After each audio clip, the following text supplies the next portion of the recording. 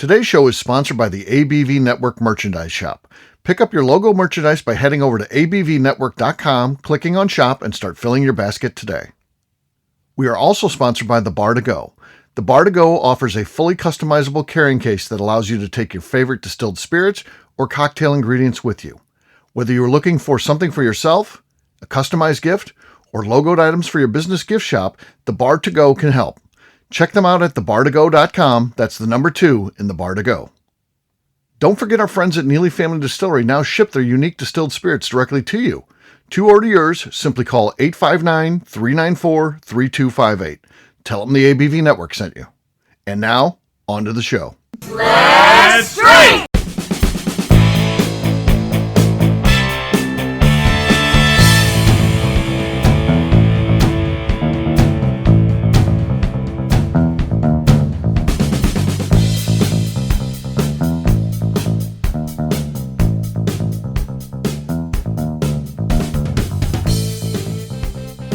Welcome to the Bourbon Daily, the podcast about everything bourbon delivered to you every day of the week.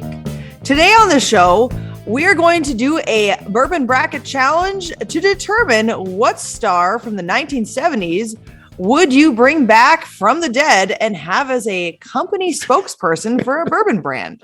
My name is Miss Beka Sue. Please join me welcoming my co-host, Steve Akeley, along with our special guests, Heidi Fosnot, Evan Van Skoik, and Lenny Eckstein. This represents, we're out of ideas. This is it.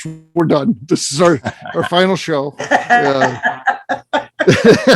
Actually, this is actually kind of a two-parter. It's not really like a two-parter connected, but we're doing this the next 2 Sundays. So next week, we're going to do the 80s. So we're going to bring back star of the 70s. And who would we want to out of a list that we have? And then we'll do the same thing next Sunday for the 80s. But before we get to all of that, Evans had said there's something he wanted to talk about. What is that, Evan? Yeah, so I got inspiration for this question a little while ago. And it's, what is a moment where you feel like it was like the perfect timing for something?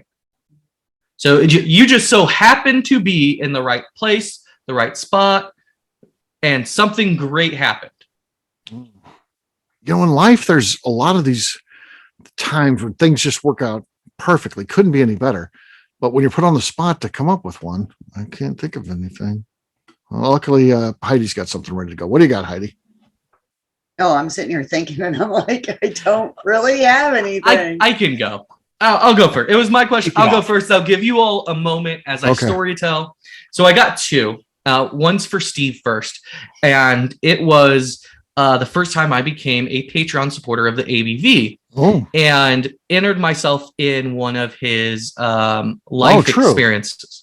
Bourbon life experience. And I happened to win that one. Like the first couple of weeks I was a Patreon.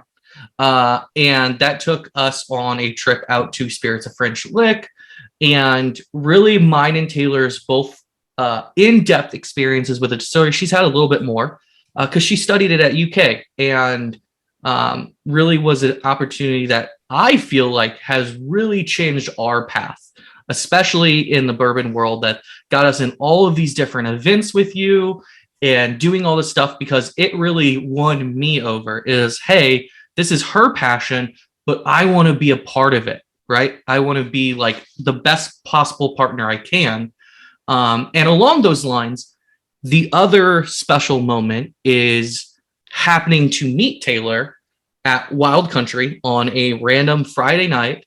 I just saw a girl out there dancing on the floor, and I said to myself, looks like she's having a good time. I'll go ask her. Little did I know, when I approached her, it was her surrounded by her 3 other sisters. And I just so happened to ask the right one. And we've been together for 5 years, and we're getting married in a couple months. How do you know it's the right one? You just blew that.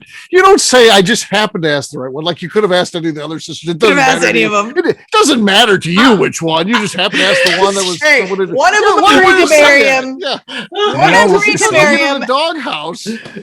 I mean, I kind of like the one to the left a little bit more, but I thought, what the hell? I'm just going to ask this one. I don't give a fuck. And then, yeah, that's not how you say it, Evan. No, it's more like if I would have known those were all her sisters, I might have been a little more hesitant to approach. But because I didn't know any better, I saw the one I wanted to dance with, and I walked up to her, and no fear. So Look at you. Look at Evan. There you go. So it's worked out for Evan. All right. Yeah, it worked out. If we're going to talk about good timing, and none of this was intentional at all with me and Royce, of us, like I had a crush on Royce. And obviously things progressed very quickly. You know, he asked me like right after we got back from the Distillers vacation if I wanted to go with him and his friends to Gatlinburg. And I randomly said yes. And, you know, obviously all the craziness of last year, you know, I was in the oil field for 10 years. And I'd imagine, I don't think I would have been laid off at any point. Still, like, regardless, because I had never been laid off and I was good at my job. But just with how things were going last year, and like a lot of people were taking pay cuts, and if you'd get, and a lot of people were getting laid off, and the people taking pay cuts that weren't getting laid off just had to work their living dicks off. And that probably would have been me for the ongoing future. But Royce asked me to move here, and instead I work my dick up at the distillery every day. That's a good point, because if you say no to that, and there could be any number of reasons, not that you didn't want to go, but maybe you're busy, or, you know, those kind of last minute things. I could have decided to put my other career in front of what was going on with me and Royce. You say no to that and things could all be different. Maybe, you know, because then it crushes his confidence. He took a shot. She said no. Does she really like me? Does she not? You know how that stuff can get in your head, and then it changes what happens from that point forward. And would we have gotten married when we did? Right. Like all the, because we were getting engaged anyways, like that, like we didn't have any real fucking plans when we got engaged. You know, we got engaged, and then it was, you know, all this pandemic stuff started happening, and we just kind of made the decision like, well, just quit, because I was more valuable here than I was there. And it was actually very good timing, but unintentional good timing. We didn't know it was good timing, but because I was literally like right before I fully quit, I was laying everyone off, and everyone was getting a pay cut. Everyone across the board, our higher ups, everyone was taking pay cuts. And like the person that took my job, she had to work all the time. And I mean, I was doing that when I was there. It's just, you know, I'd say our timing worked out pretty well for us. You know, now I did have to live in a hotel for a year and a half. You know, that part. You're not complaining though. Less great timing. At least it was a swanky hotel. Oh yeah, nice at least it was the Ramada. Magnificent. Yeah. All right, I'm going to go one too that strikes close to home. I would say timing ends up being great and plays a factor. Again, I know Lenny. Lenny had come on a show, didn't, but you know, it's not like we became buddies after that. He had no plans to ever come on another show or anything like that. But Nate Weingar asked me to come out to Colorado to promote our movie Kindred Spirits, and you know, he set up an event where we could do that, and Royce and I end up going out there.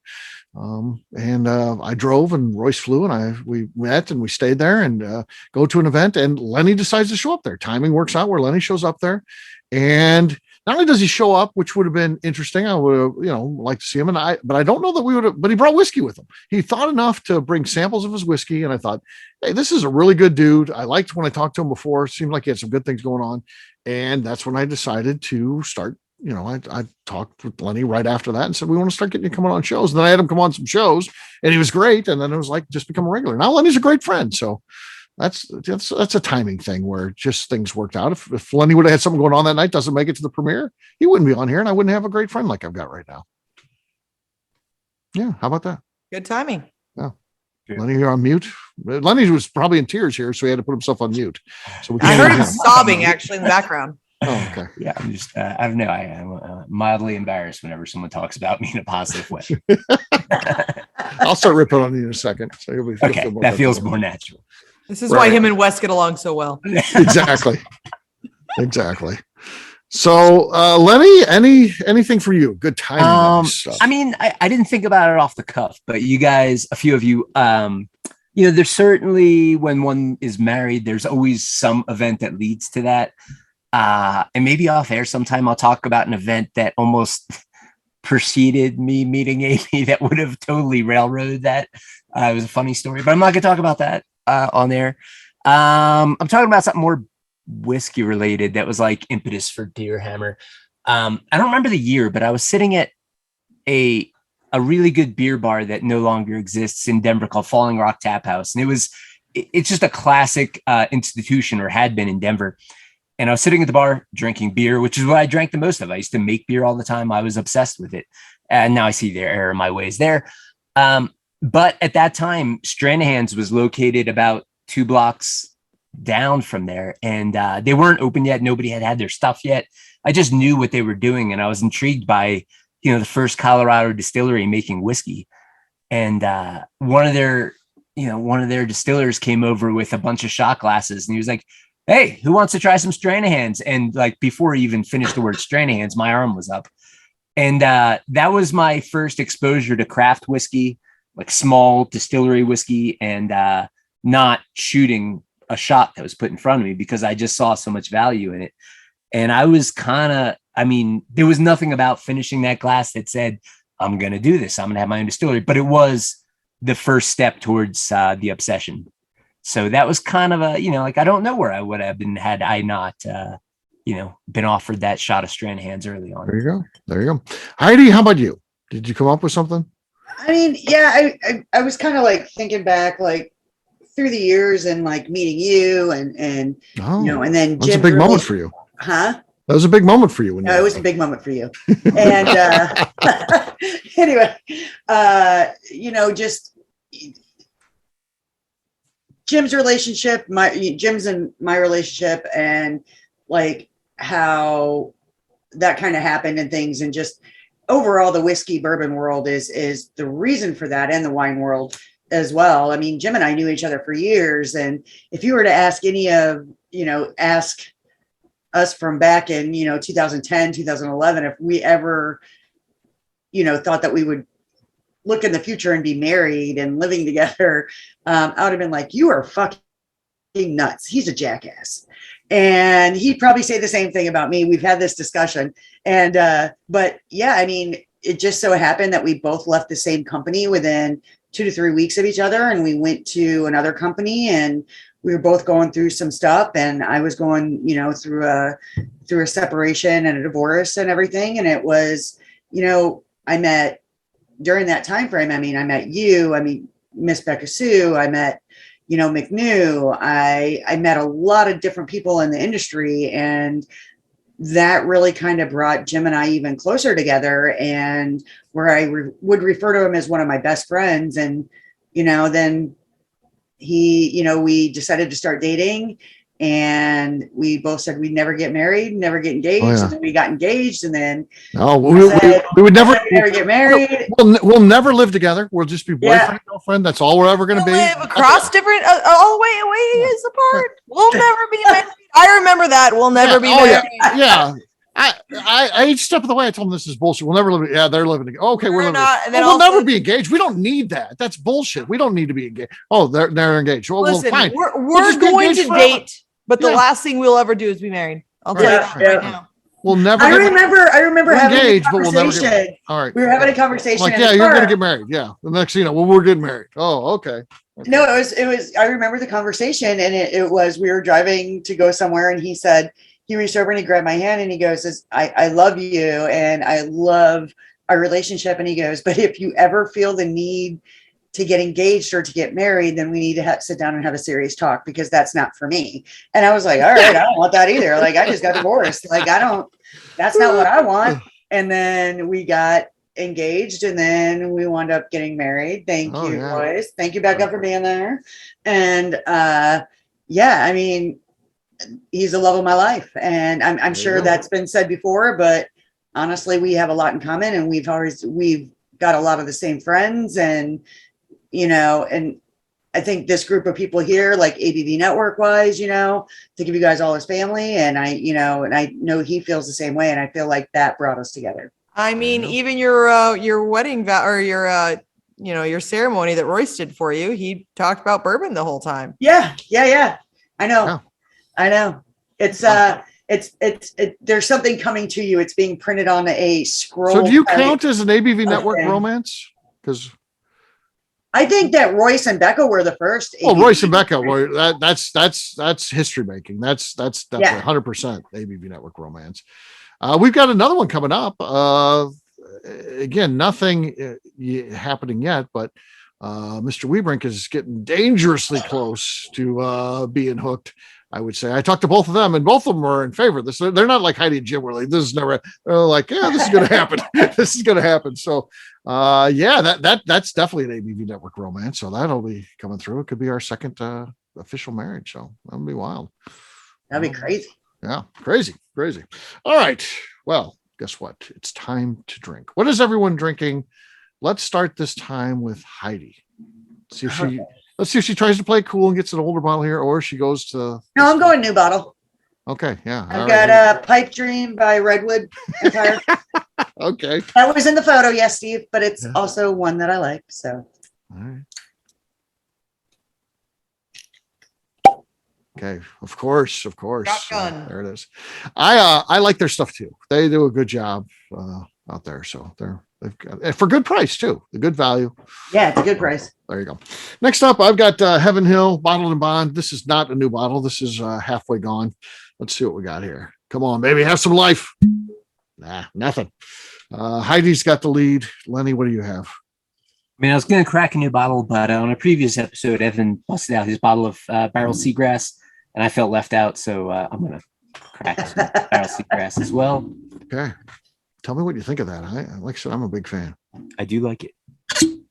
Okay. No, not enough. Heidi has the lead. Evan, you're next. All right. I've got a Garrison Brothers single barrel. Okay. So that, about halfway. See if we can do anything. It's tight. Every soundbite from Evan could be taken a different way. I don't know what the hell's going on here. Okay. Beka, you're last. Heidi still has the lead despite the tightness there. I'm just gonna drink some of the stuff you left behind here, Steve. I got some JTS Brown. That's a screw top. Not very tight at all. No. That's what she said. So Heidi wins. Money well spent for Heidi. Cheers, gang. Cheers. Heidi's pouring it down the drain behind us. Okay, that bottle's done. All right. What we'll do next, we'll take a quick break. And then when we come back, we're going to be talking about who should be our 1970s era spokesperson. We'll do that in just a few.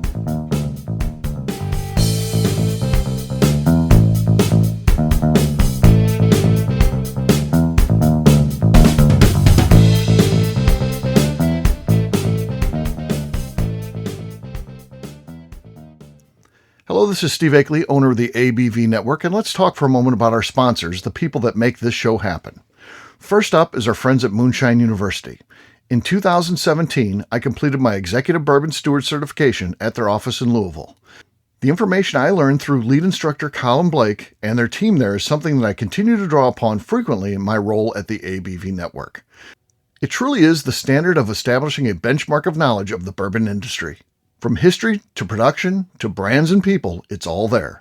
Check out their full listing of programs, including Executive Bourbon Steward certification, production classes if you're considering starting a distillery, and much more at moonshineuniversity.com. I also want to talk about Neely Family Distillery. Back in May of 2018, I met Royce Neely at Limestone Branch's Craft Bourbon Festival. It ended up not only being the start of a great friendship, I started to truly learn about what makes craft whiskey so amazing. You see, I had been a bourbon drinker for over 30 years at that point, and like many people who had been drinking bourbon a long time, I was hard-coded into thinking big bourbon was where it was at and craft was on a journey to get there. Spending time with Royce and learning the things he does to make his whiskey taste better started to really get me to appreciate how things like sweet mashing, open top fermentation, pot distillation, and the grains you are using not only makes your product taste better coming off the still, but also out of the barrel as well. I still love heritage brands and they make up a bulk of my collection. But when you find a craft distiller that is truly dedicated to the craft of distilling, you are drinking some of the best whiskey out there on the market today. That's exactly what's happening at Neely Family Distillery today. Check them out on the web at neelyfamilydistillery.com, or better yet, stop by and see them at their distillery in Sparta, Kentucky. And now, back to the show.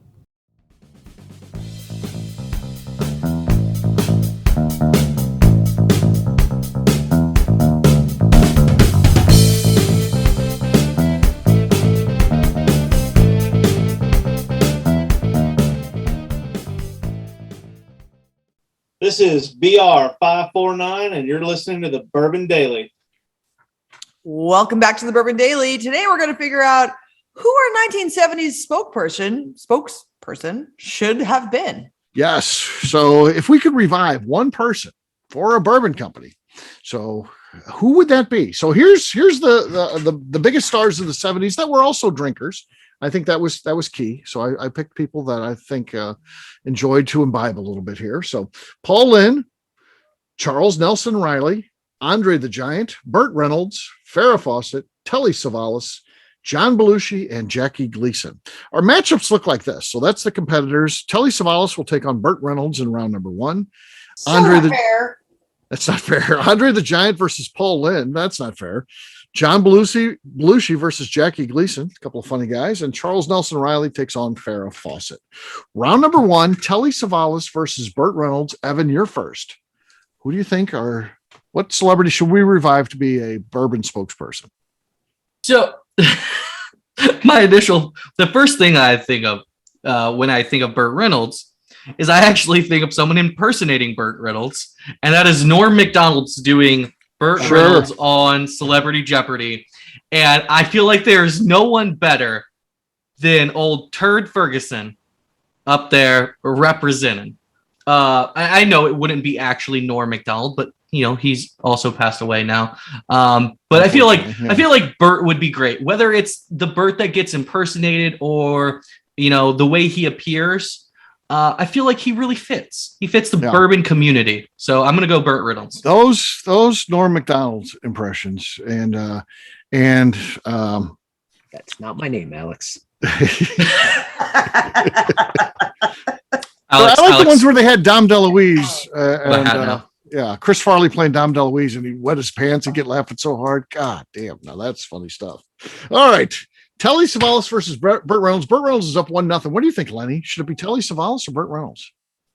I mean, I could definitely picture Telly Savalas in this role with this line, "Who loves you, baby?" Yeah. That'd be the tagline on the Burt. "Who loves you, baby?" Puts the bottom. Yeah, it could work. I mean, I grew up in the 80s. So like I'm familiar with all of these folks. Evan wasn't even born yet. Right. And I don't know. I think there's something about Burt Reynolds and Cannonball Run. Burt Reynolds having a mustache now that mustaches are awesome again. I would bring him back from the dead. Burt Reynolds is up 2-0. What do you think, Heidi? Burt Reynolds or Telly Savalas? Yes, I love Burt Reynolds. And when I read this for the show, I was like, shit, Burt Reynolds died? Well, you're not exactly current events, are you? Burt Reynolds died. No, not at all. But Burt Reynolds is a legit big star. He was. And that's why, Telly Savalas, man, you have, they're in my top 3 for everybody that we have on this.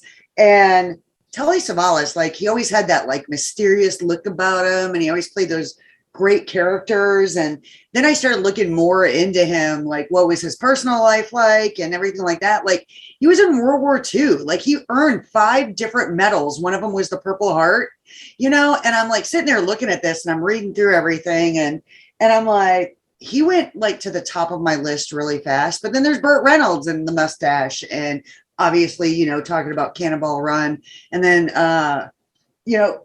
so many other great movies that he was in. But, oh God, for a spokesperson, I'm going to go the opposite and go Telly Savalas and give him a little bit of life. Telly Savalas has life in this game. Miss Beka Sue, what do you think? Telly Savalas or Burt Reynolds? Okay, here's my hot take on the two of them. All right. So Burt Reynolds, nowadays when we talk about celebrity endorsements behind things, I feel that Burt Reynolds would be just that, where it's superficial. Yeah. I'm Burt Reynolds. Do you drink Baker's 46? I know I do every time that I'm sitting in front of my TV at night with his mustache. But I feel like I would actually believe Telly, where there's so many celebrity brands and spokespersons where you hear them and you're like, just shut the fuck up. And I like Burt Reynolds. This isn't a dig at Burt Reynolds. It's just I wouldn't believe him. Right. where I feel like I would actually believe Telly if he had a brand or was a spokesperson behind a brand. Personally. So you vote Telly? I'm going Telly on this one. I think Beka's assessment is 100% spot on. And I do think that Burt Reynolds is very superficial, doesn't really care about much. But the thing that gets me, though, is Burt Reynolds, a very successful career, but he handled it in a way that I like. I think he was more about friendships, and he did movies like The Cannonball Run where he incorporated like all of his friends. Let's do a movie where we can figure out a way to get 25 of my buddies in this movie, and it's like the way I want to do things. I want to do I want to do our event in Key West, the Distillery Summit, because I like to get my friends from Bourbon together. I like playing poker at Bourbon's Bistro because I like getting my friends in Bourbon together. Would you want him to be a company spokesman, Steve? Yes, because I think he could get all those cool friends involved. And I do think Telly would do a better job. He'd get involved in process and all that. But there'd be something about Burt Reynolds and the swagger that even though, yes, he's not in it for anything other than what we tell him to say on camera. But what about the lifestyle? The sophistication. Like, I feel like Telly Savalas would have this like sophistication about him, and like people would listen to him a little bit more. Maybe, but I'm going to go Burt Reynolds. Burt moves on. It is. Burt moves on. Next up is Andre the Giant versus Paul Lin. This is an interesting matchup. Lenny, you're first. Who do you like out of these two? Andre the Giant, my childhood hero, or Paul Lin, who the more I know about him as an adult, the more I like the guy. I mean, he's just his life out of control from drinking. I had no idea. He'd go on sets and get drunk and start ripping on people, and there's a whole thing going on there. Andre the Giant is like a highly unlikely spokesperson for anything. He didn't speak that well. Super weird. He is a crazy looking dude. But I feel like it's almost like God, I can't think of something to compare it to. It's almost like it was a bad comparison, but it's almost like drunk history. Like to listen to him speak about bourbon, deliver tasting notes, fucking epic. And I think it would Andre the Giant? In modern times, it would go viral. It would be phenomenal. So I definitely think Andre the Giant in that matchup moves on. Andre the Giant. All right. Andre goes up 1-0. Heidi, what do you think? Andre the Giant or Paul Lin? So I have to 100% agree with Lenny on this. Like, for me, it would have to be Andre the Giant. And that's because, okay, so he had that really strong like accent and everything, but he was like such a deep voice. Plus, like he's known too for The Princess Bride, and playing that role and everything, but it would be more, he's not trying to be comical while he's delivering something, but it would be if he's delivering tasting notes. So I have to go Andre the Giant. Andre the Giant. Big appetite for booze. No doubt about that. They talk about, drinking 100 plus beers in a sitting and stuff like that. So definitely don't give him a drill at any distillery. Right. He just drains it. All right, here's where we're at, Beka. Andre the Giant's up 2-0 over Paul Lin. What do you think? First off, let's just be clear that like this would be Andre the Giant's hand with a Glencairn. Right. I'm getting caramel on the nose. And this is what it would look like. All the audience that cannot see, I'm holding a wee Glen in my hand. As comparison. Right. Would probably look smaller than this anyway. Yeah. And if you had a Glencairn. You can Google Andre Giant holding a beer. There's a famous photo of him holding a beer that Sports Illustrated shot that supposedly is a full-size beer. It looks he's like holding, a tiny beer. He's holding Maker's Mark. He's holding the Maker's Mark. Exactly. I like Paul Lin, but and here's the thing. So Andre the Giant, let's be fair here. Let's be honest. He's not going to be representing Maker's Mark. He would not be representing Heaven Hill. It would be Jack Daniels most likely, which is fine. There's nothing wrong with that. But he would be a cooler spokesperson in general, just because all he liked to do was get wasted all the time. And Steve, you said that Paul also liked to get wasted a lot, right? But Is there something more appropriate about doing a Jack Daniels tour? Andre the Giant's doing it, and then he just can you imagine the life-size cutout they'd have of him holding a bottle of Jack Daniels? Well, no, that he just turns around and goes, "Do you want this barrel?" And then he picks it up and it's full. Takes it out to your car. Yes. I say getting a pallet of alcohol from Andre the Giant. He just picks it up, loads it up for you. I mean, you're good to go. So I'm going to go Andre just because the hilarity of it, and it just kind of makes me happy to think about.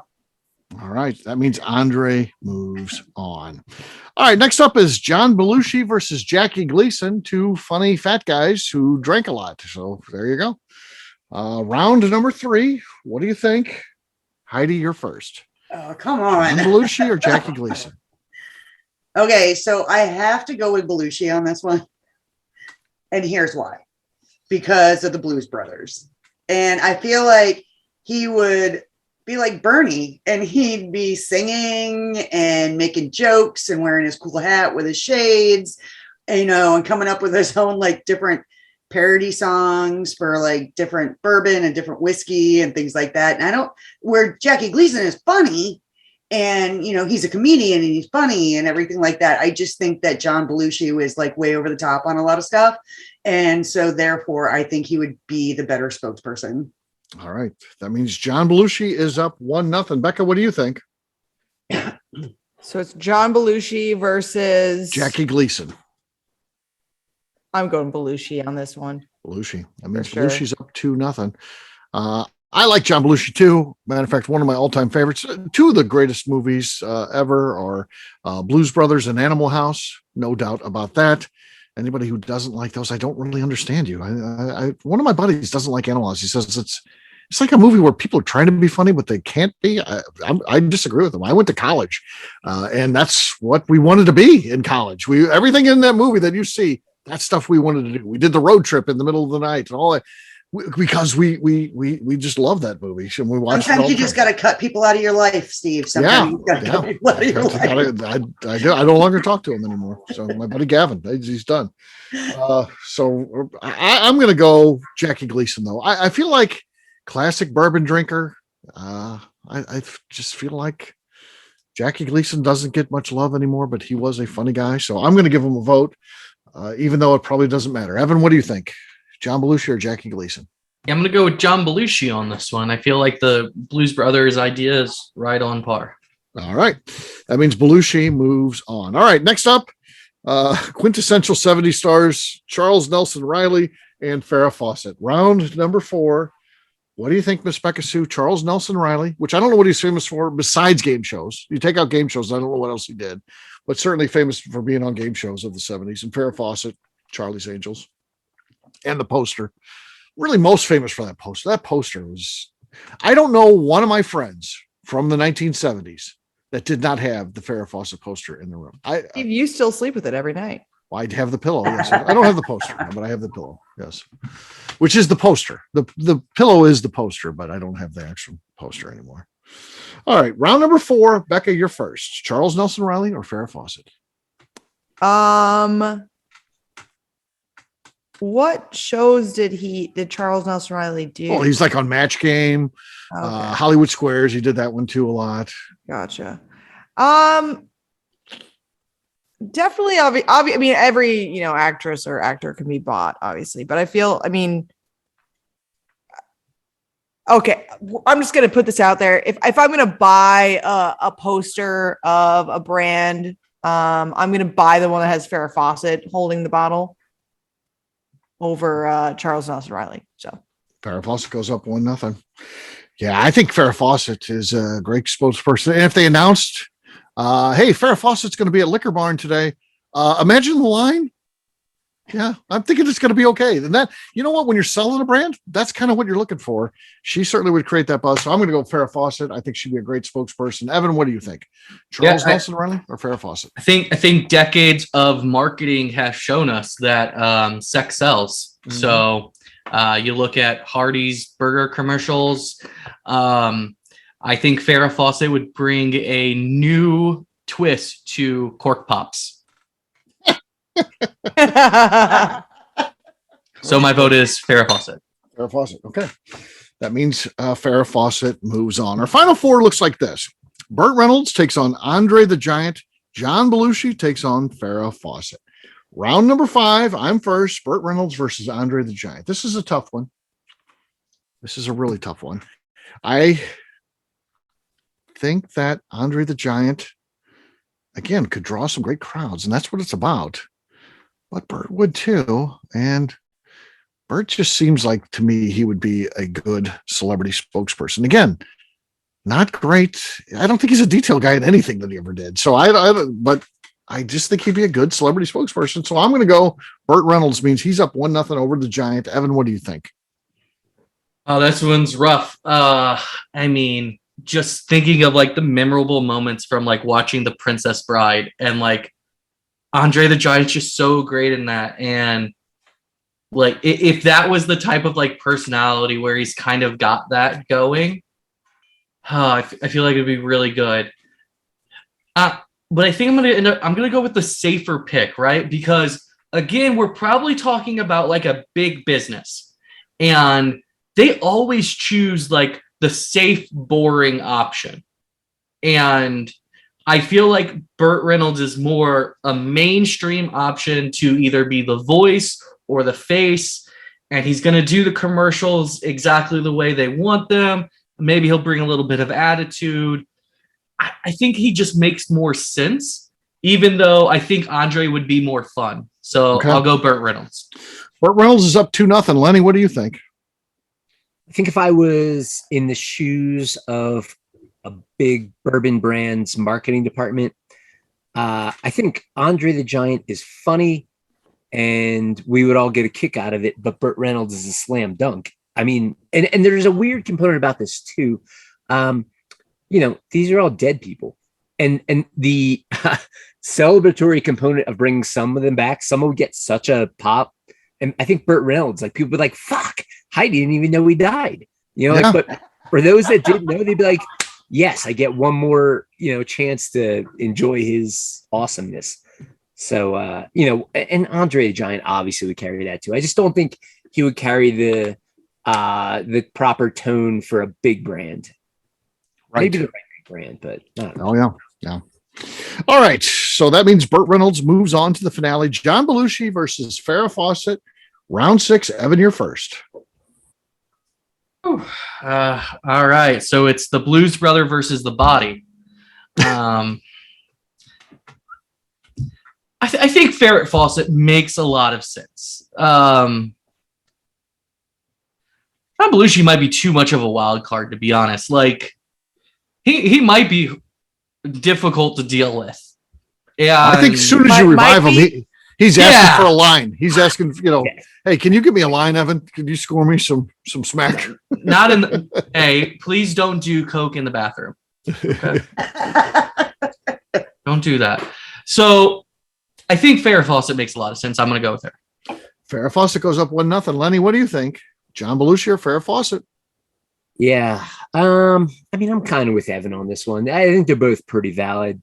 They both had like rough ends to their career. Farrah Fawcett, not really a rough end. She just didn't age that well, but that'll happen. But I'll say Farrah. She had a rough end.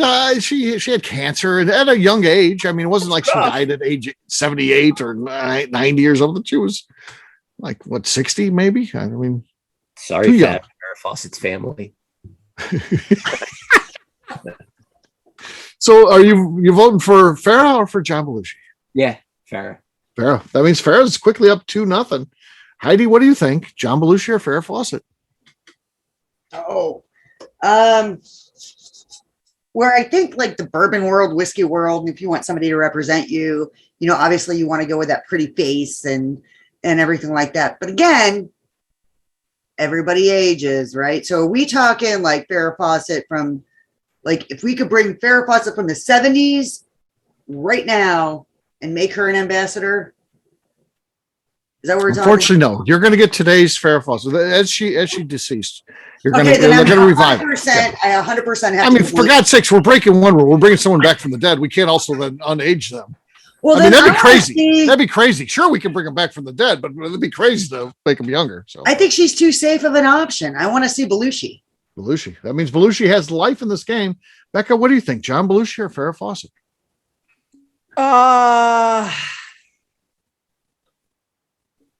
Farrah Fawcett stuff is going to sell, so we're going to go Farrah Fawcett. That means Farrah moves on. All right, our finale looks like this. Burt Reynolds versus Farrah Fawcett. Classic matchup. And we've been talking sex symbols and things like that. Burt Reynolds also a sex symbol. He posed in Playgirl magazine back in the day. He certainly was. That was kind of one of the things that brought him to fortune and fame. But so yeah, they're taking on one another. Round number 7.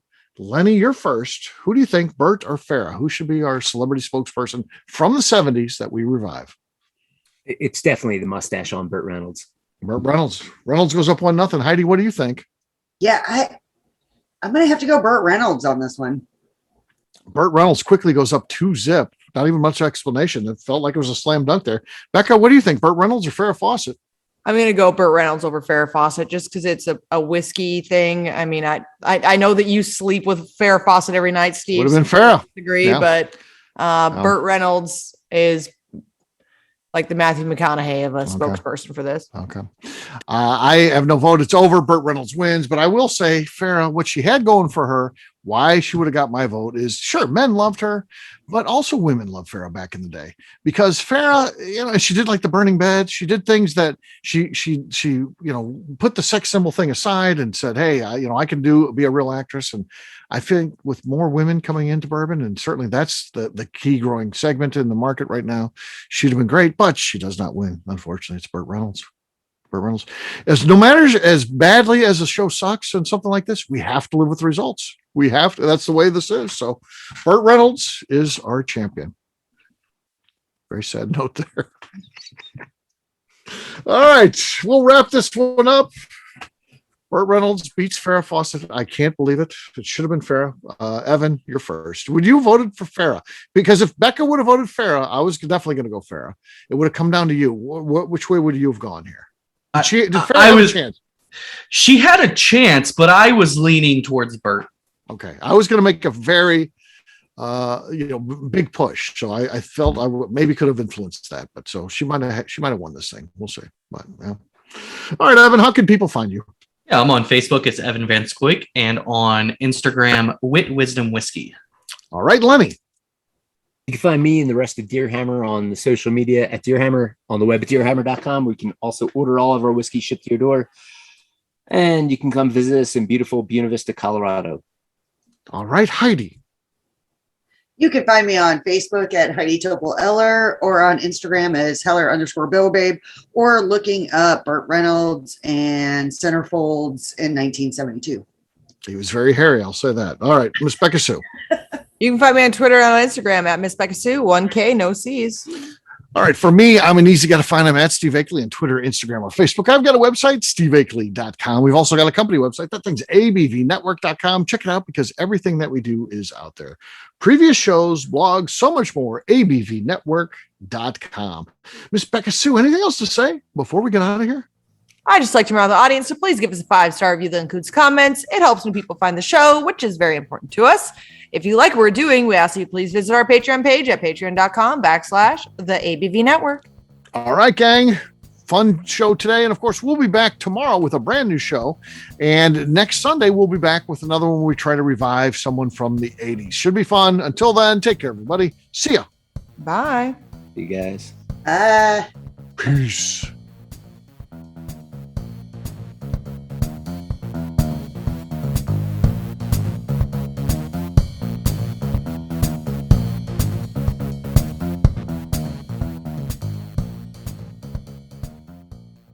Before we finish the show, let's chat for a moment about Moonshine Still Pro.